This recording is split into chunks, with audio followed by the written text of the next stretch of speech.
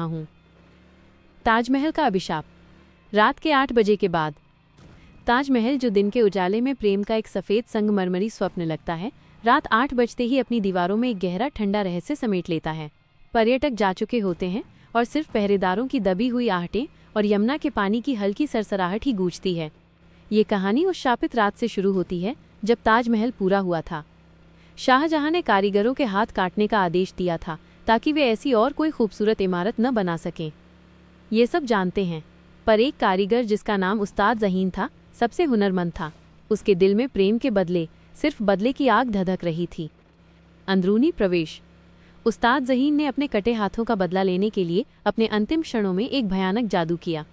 उसने ताजमहल की मुख्य कब्र, जहां मुमताज महल को दफनाया गया था, उसकी नींव में एक ताबीज़ छिपा दिया। ये कोई साधारण ताबीज़ नहीं था, बल्कि असीमित पीड़ा और घृणा से भरा हुआ एक काला यंत्र था। जब कारीगर ज़हीन का अंतिम सांस निकला, उसकी आत्मा ने उस ताबीज़ में प्रवेश किया और वो वहीं कैद हो गई। उसका उद्देश्य था इस प्रेम के प्रतीक को भय के प्रतीक में बदलना। उसका मानना था कि अगर वो प्रेम के नाम पर बने इस स्थान को दुख और मौत से भर देगा तो उसकी पीड़ा शांत होगी।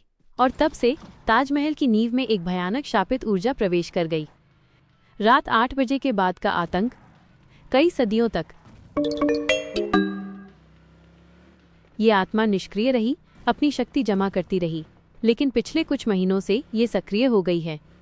रात 8 बजे बजते ही जब आखिरी पहरेदार मुख्य द्वार को बंद करने की तैयारी करता है, ज़हीन की आत्मा ताजमहल के मुख्य गुंबद से निकलकर हवा में फैल जाती है।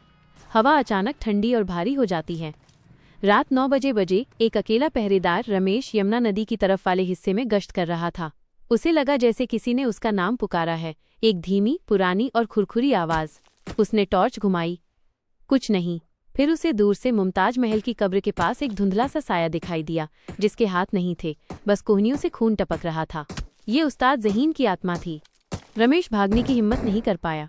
उस साये ने ताजमहल के दरवाजों में से होते हुए धीरे धीरे रमेश की ओर बढ़ना शुरू कर दिया।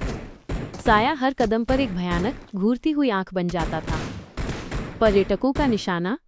उस्ताद ज़हीन की आत्मा अब केवल पहरेदारों को ही नहीं मार रही थी।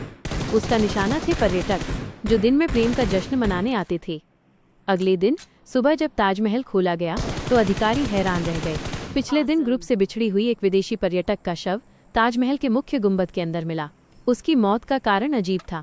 उसके चेहरे पर भय की ऐसी अभिव्यक्ति थी मानो उसने अपनी जिंदगी की सबसे भयानक चीज देखी हो, और उसके हाथ गायब थे।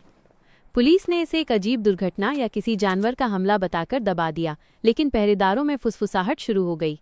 ये अब तक 3 पर्यटकों के साथ हो चुका था, जो रात 8 बजे के बाद गलती से अंदर छूट गए थे। तीनों की मौत का तरीका एक ही था, माइनस हाथों का गायब होना। आगे की रात। आज रात 10 बजे हैं। ताजमहल पूरी तरह से चांद की रोशनी में नहाया हुआ है, जो इसे भूतिया नीली सफ़ेद आभा दे रहा है।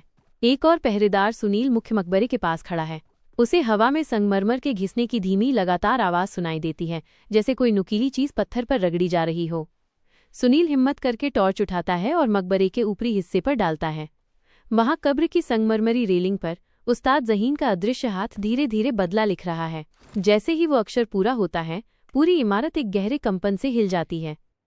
सुनील चिल्लाता है और भागने की कोशिश करता है, लेकिन तभी मकबरे की सीढ़ियों पर उसे अपने पीछे एक ठंडी सड़ी हुई सांस महसूस होती है। अब दरवाजे बंद हैं, बाहर कोई नहीं है। उस्ताद ज़हीन की आत्मा प्रेम के इस मंदिर पर घृणा का अभिशाप डाल रही है, और वो तब तक शांत नहीं होगी जब तक हर प्रेमी की यात्रा इस इमारत में खौफ की एक रात में ना बदल जाए। ताजमहल अब सिर्फ प्रेम का प्रतीक नहीं है, ये एक ऐसा खूबसूरत जाल बन गया है जो रात 8 बजे के बाद अपने शिकार का इंतजार करता है।